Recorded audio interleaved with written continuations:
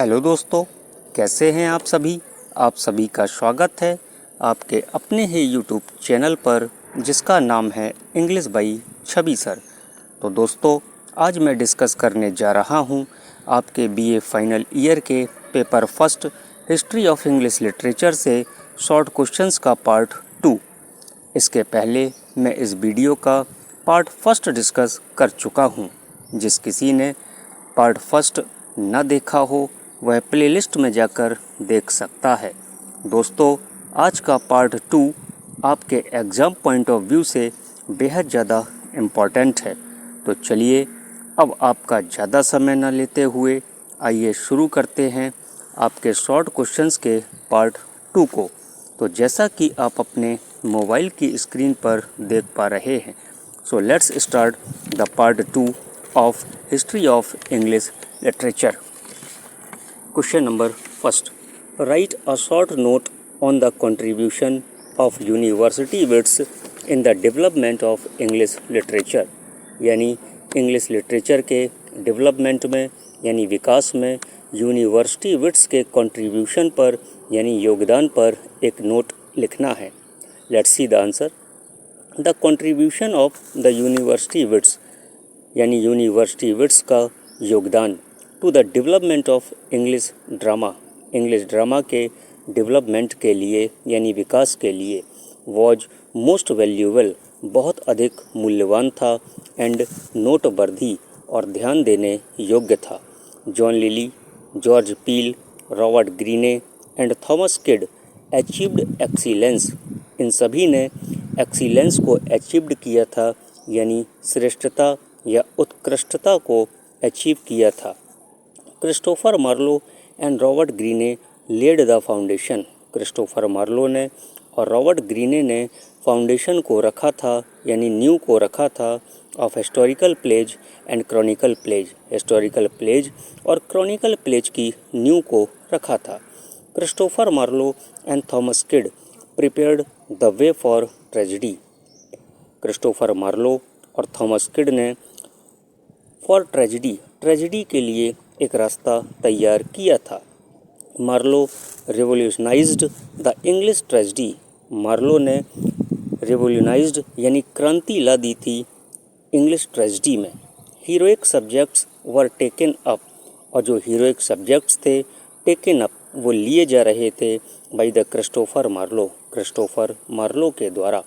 For this heroic treatment, अपने इस heroic treatment के लिए यानी उपचार के लिए वॉज रिक्वायर्ड यानी इसकी बहुत अधिक आवश्यकता थी। Marlowe showed the way. Marlowe ने एक रास्ता दिखाया इन दिस रिस्पेक्ट ऑल्सो, इस संदर्भ में भी।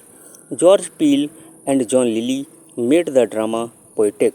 जॉर्ज पील और जॉन लिली ने ड्रामा को पोइटिक बना दिया। Marlowe perfected the blank verse. और मार्लो ने ब्लैंक वर्स को परफेक्टेड किया, पूर्ण किया था। दस, इस प्रकार ओवरऑल यानी कुल मिलाकर डेवलपमेंट जो विकास था वॉज मेड वो बनाया गया था in the field of drama के क्षेत्र में। एंड वे वॉज क्लियर्ड और एक रास्ता साफ किया गया था फॉर विलियम शेक्सपियर के लिए। The greatest dramatist of England. जो विलियम शेक्सपियर थे वो इंग्लैंड के एक महान नाटककार थे and one of the greatest of the world, और संसार में सबसे अधिक उच्च थे। Question number second. What do you know about the metaphysical school of poetry. यानी आप मेटाफिजिकल स्कूल ऑफ पोइट्री से क्या जानते हैं। Let's see the answer. Metaphysical is the adjective. जो मेटाफिजिकल होता है वो एडजेक्टिव होता है यानी विशेषण होता है ऑफ मेटाफिजिक्स। मेटाफिजिक्स का यानी तत्व मीमांसा या आध्यात्म विज्ञान का। Metaphysics means a branch of philosophy. Metaphysics का जो मतलब होता है वो ब्रांच ऑफ फिलॉसफी यानी दर्शन की एक शाखा है dealing with the nature of existence, truth and knowledge. जो अस्तित्व, सत्य और ज्ञान की प्रकृति से निपटने की कोशिश करता है। इन पॉपुलर यूज, अपने पॉपुलर यूज में मेटाफिजिक्स का जो मतलब होता है मेयर थ्योरी, केवल थ्योरी से होता है। एब्स्ट्रैक्ट थॉट और अमूर्त विचार से होता है। एब्स्ट्रैक्ट थॉट से होता है।